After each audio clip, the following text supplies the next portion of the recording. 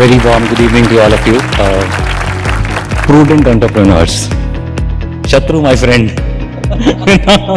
So, Shatru, in your opinion, why should we have, corporate governance in an organization at a first place?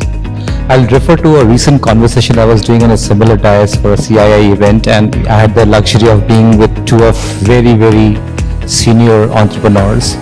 And I asked them the same question. The answer that I got was very simple. I think governance has been part and parcel of everybody's life who has been into entrepreneurship.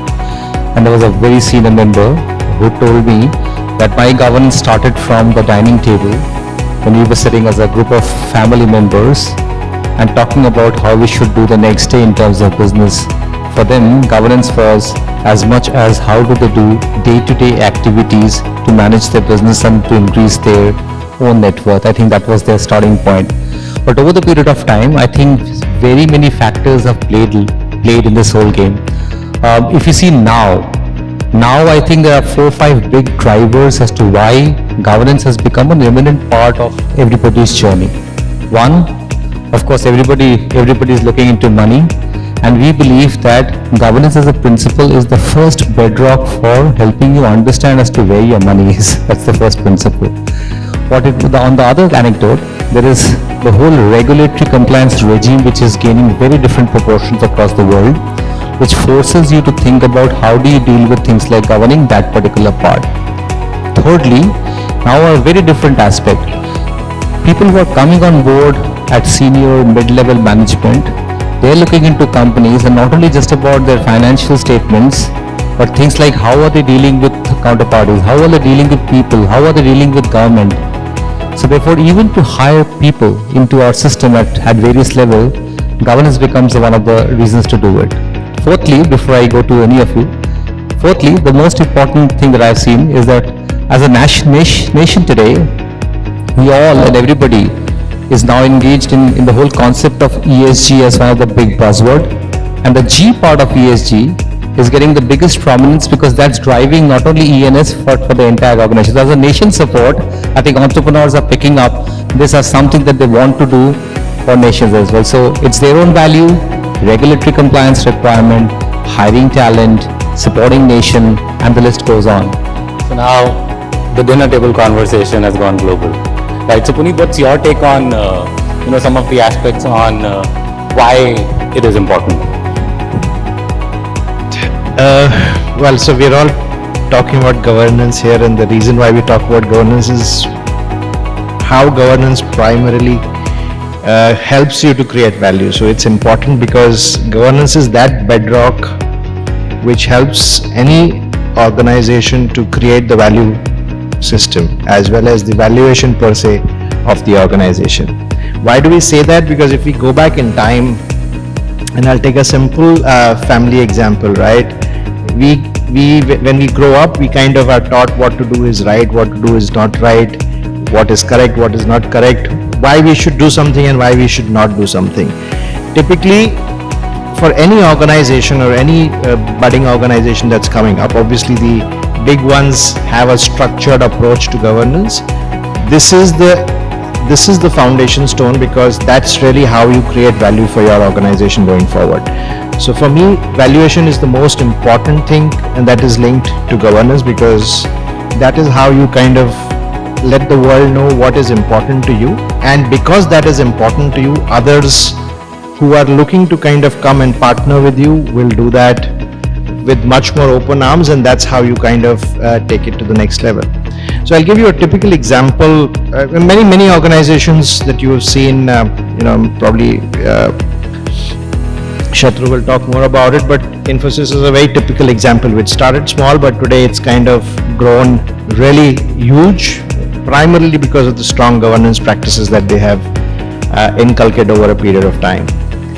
And I would really say governance is important, and it's something that one should not put it on the carpet, because even if you try to, it's going to come out, because by the time you start growing up and kind of taking your organization to the next level, there would be somebody or the other who will come, do multiple due diligences, do multiple checks and balances that you will not know about, and all of this will come out in the open. So if that comes out positive, the valuation of your own organization goes faster.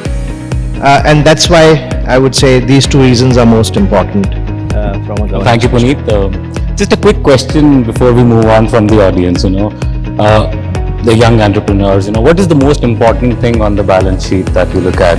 Anyone from the audience can, just one line item if anyone.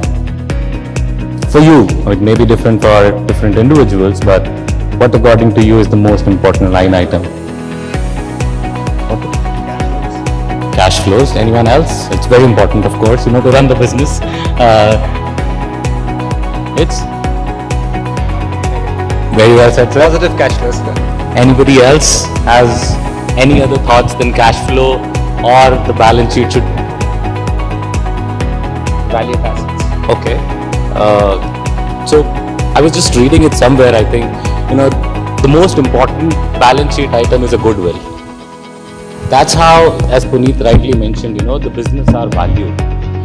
There are companies in India, globally rather, who has never made any profits and still trading more than 50 PE on the stock exchanges. Why is that happening? Because they have built that trust over the years from their governance, from the way they do businesses.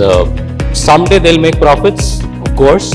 That's why they are valued more than what they actually earn right now. So that's an important point. Interesting. From your aspect, I think, let's come to Gaurav.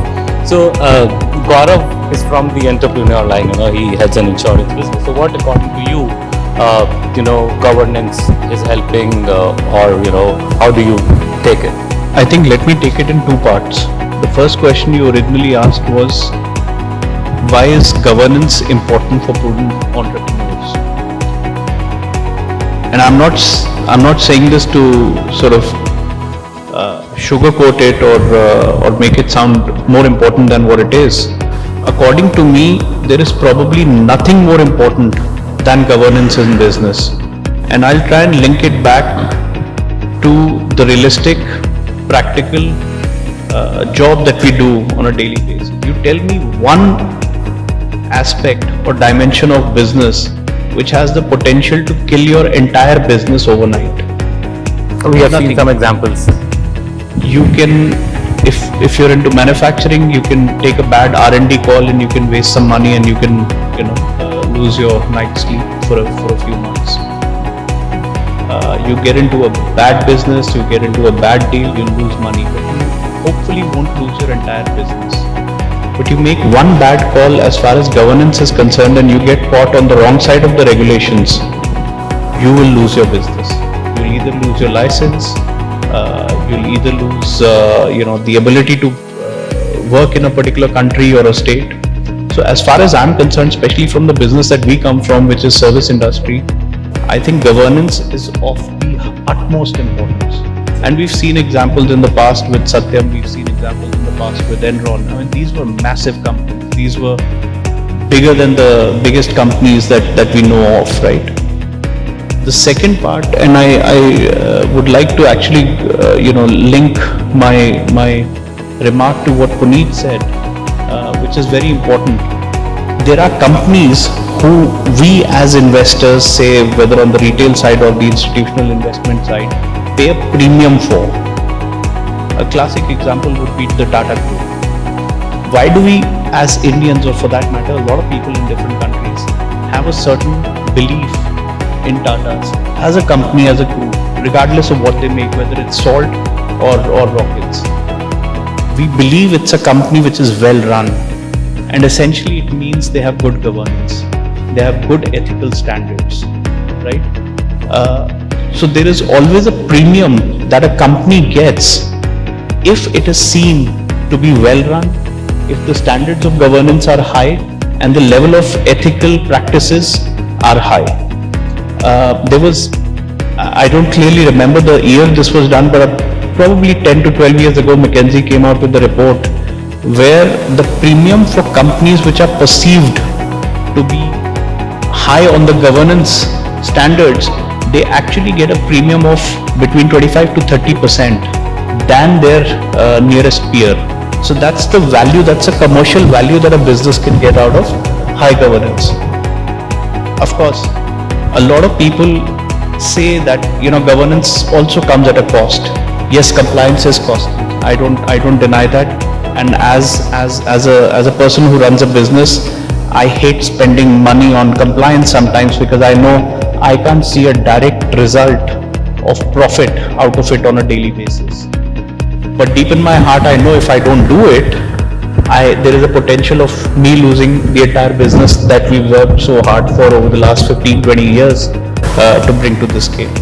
Well, thank you. I think very valid points, Gaurav.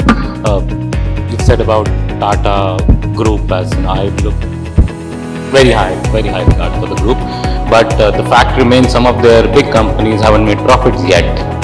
And the second aspect you said about the regulation. Shatru, if you have any real life example studies, that suddenly the business was doing great, something happened and a regulator came in, other than Enron, of course, a regulator came in, and it was like a pack of cards. I think this group would know some of the instances. I don't want to kind of quote some of them, but I want to refer to one study and one experience that I had recently, talking to a set of entrepreneurs, young and some of them not so young. I'll refer to two such instances. One, again referring to the McKinsey study, and it was a tailgate to what you said. There were a lot of entrepreneurs were kind of put on a survey to say what they say when they say how has governance really helped them. About 71% of them voted for the fact that it has helped them to generate a better value of their shares in the marketplace. That's point number one. Second, is about 44% of them said that I have been able to get the right people associated with me because of governance, which is either a counterparty, employee, or my investors.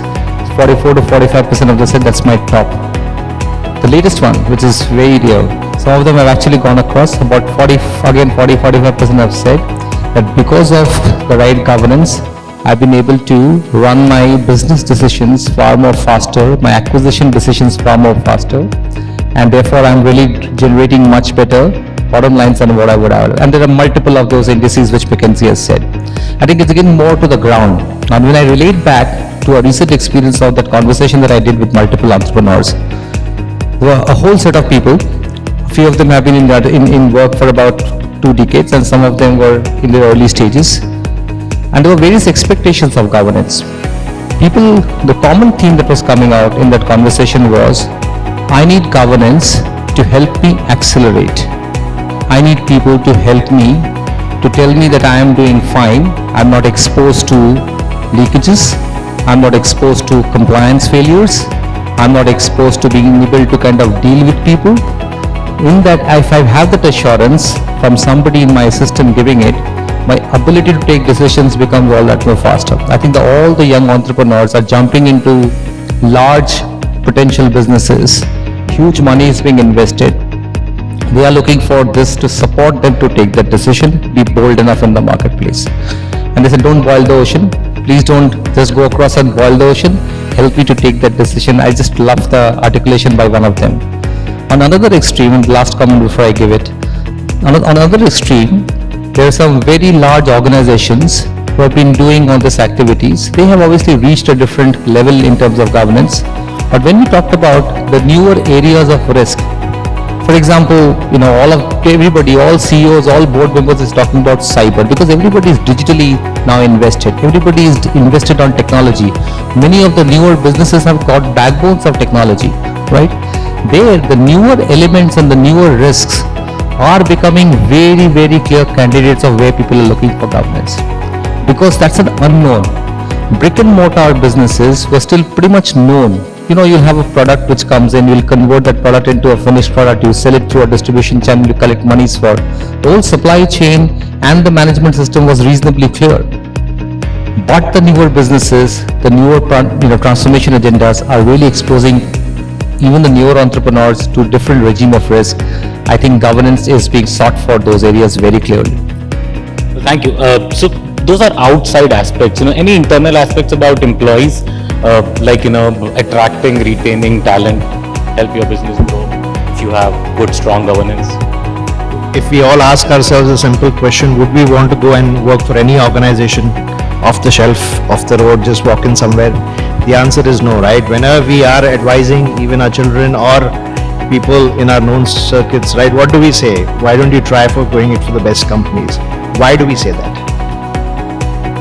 Simple, right? Because we feel that those companies are something which have got high value systems, high governance, and will help that individual to further grow in his life and will not have the risk of a shutdown tomorrow, or not being able to take it to a different level, right? So, and this all needs to be looked at not really from the larger organizations that are currently prevailing, but let's look at entrepreneurs who are wanting to now create that system for others, right? And we heard Jimmy talk about multiple such organizations who become unicorns in a very short period of time.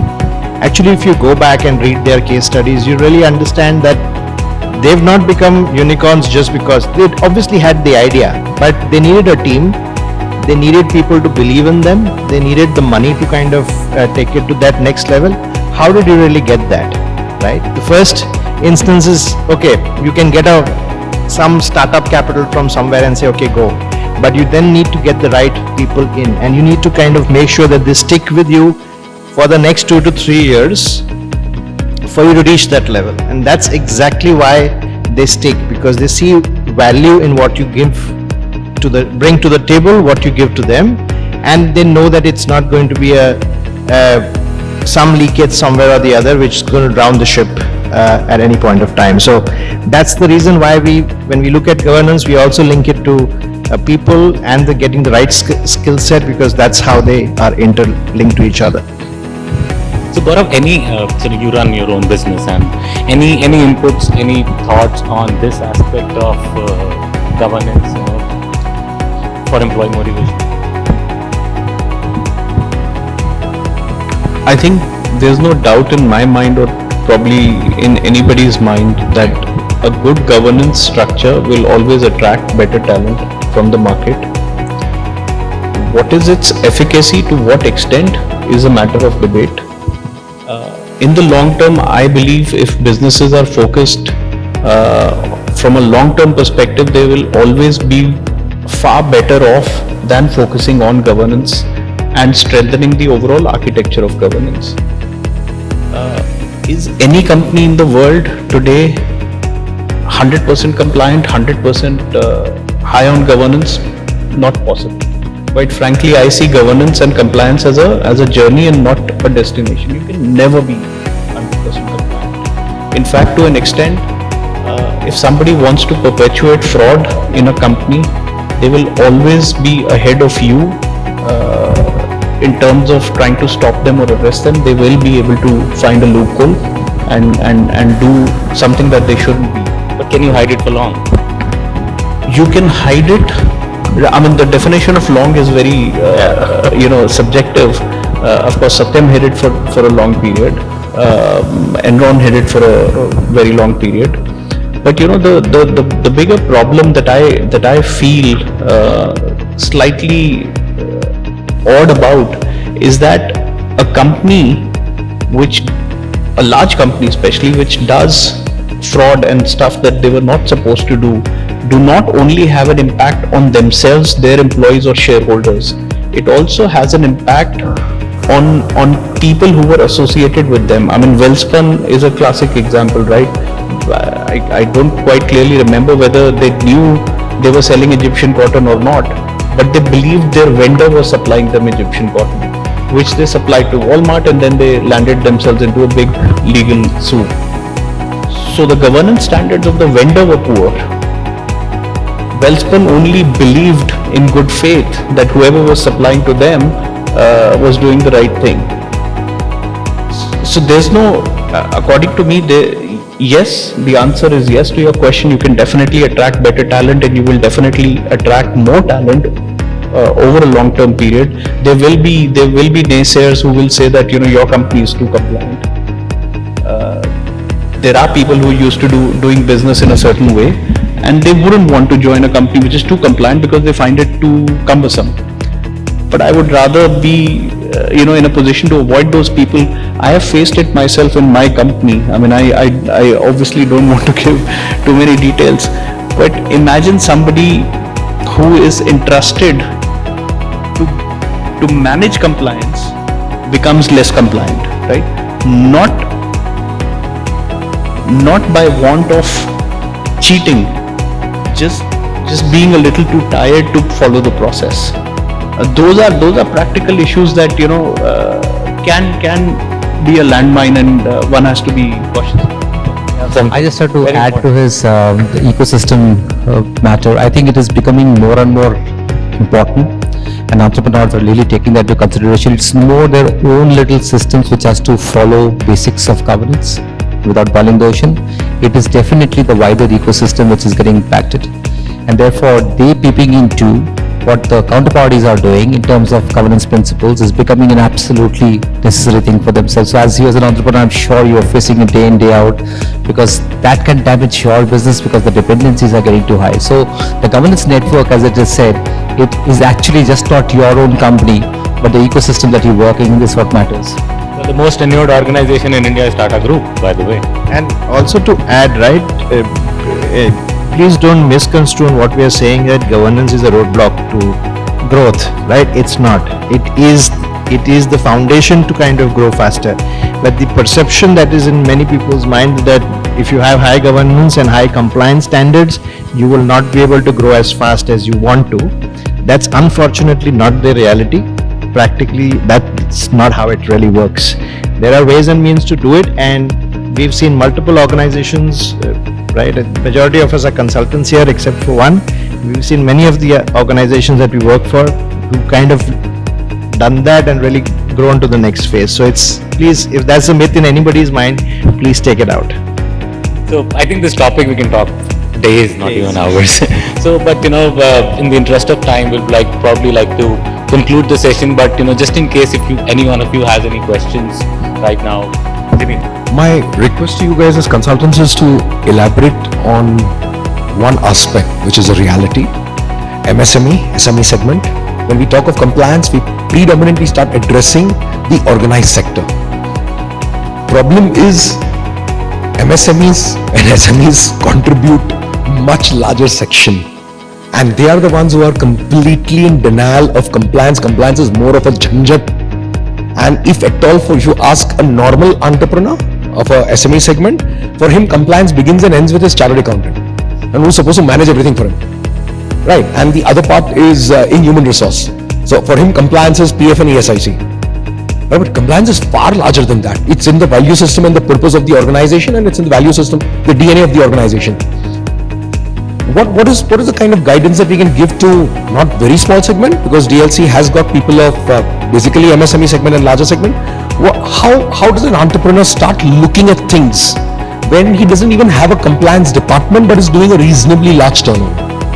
Right, most organizations don't have a compliance department. That's a reality. If we say a show of hands of entrepreneurs below a certain size, there's no compliance department. It's accounts and HR, right? Can you throw a light on how can we create a workshop, or how can we create a formwork or structure where compliance is less of a jhanjat and a ladder towards success, a ladder towards brand trust? Because at the end of the day, valuation is all about brand trust, like you touched. But this brand trust will never come because there's no compliance, and they are not even aware about compliance. So great question, Jimmy. And by boiling the ocean versus not, analogy should come in. Let me kind of quickly address this. There are three pillars on which we are seeing the MSME and the SME world is operating in, and without getting into too much of it. One, clearly there are laws of lands which needs to be complied with. I think, and that too is a very large ocean, and therefore within that ocean, what is their little world which they need to definitely do is the first element that is being addressed.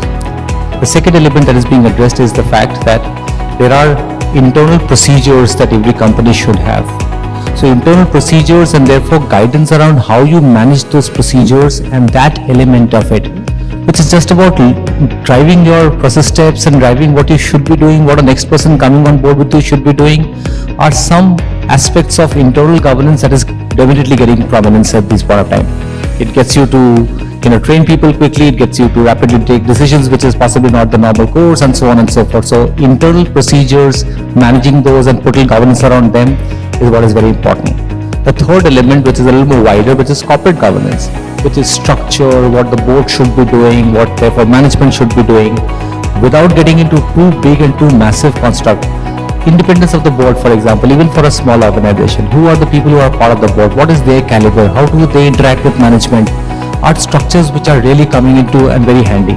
So even if it's not a thing that is mandated by law, but having two right people or three right people at somebody who is at the board just helps the company to take right steps. So those are the few starting points which we have seen the smaller organizations definitely get into, and there could be more of such things. Just to add to exactly, right? Real smaller organizations or organizations who are say 200 CR turnover and so on and so forth. For them it's simple, setting up the tone at the top. If you are wanting to take your benchmark of compliance to the next level, if you don't set the right tone at the top for any of your employees that are currently there, even if they're 5, 10, 15, 20, then you've lost it because you've let water seep into the cracks. And over a period of time, you will not realize this gap will keep widening up. And when the time is right for you to say, okay, now I've really set the base and I want to now grow, and I need funds, I need people to come in, I need external people to come and join my board that will give me the impetus to go faster, you'll realize that because of the crack that you thought was just a small crack, as it's now widened, will pull you back. So it's actually, if you do that at the top and say this is not allowed, I don't mind if the thing is going to get delayed for 3 days, but that's fine, but I don't want to get into another situation. If you start doing it from the start, you will realize that growth is much faster than people who take shortcuts. So it's a very simple thing to follow. That's what I started off by saying, the value system. To create value for the firm, you need to have your own value systems that you generally imbibe when you're young to kind of take you to that level. So I think that's the first step. All the other things are something which you can externally gather, put it together and run with. I think, Jimmy, fantastic question. And I couldn't agree more with what Puneet said. My recommendation actually for smaller companies, and I count my company as a small company, which is 400 people, right? Set the tone right, but that's the most difficult thing to do. Most companies focus on setting guidelines, audit committees, paperwork, which never works. Whether it's a big company or a small company, always focus on setting the tone right. I have a slightly bohemian idea which basically says that, when in doubt, there is no doubt. Don't do that action, don't make that call. And if you must, then consult somebody. Or if you don't have anybody to consult, or you don't feel comfortable enough in confiding in somebody else, ask yourself, if you take this call, would your parents approve of it? 9 out of 10 times you'll get an answer which is right. So always focus on the tone. We can have endless amounts of paperwork, compliance guidelines, audit committees. They're useful, especially if you're of a certain size. But I think the most important thing is to actually tell everybody that compliance is a zero tolerance area. We don't want to make money the wrong way. So if you think compliance is expensive, try non-compliance. Let's see. Thank you so much.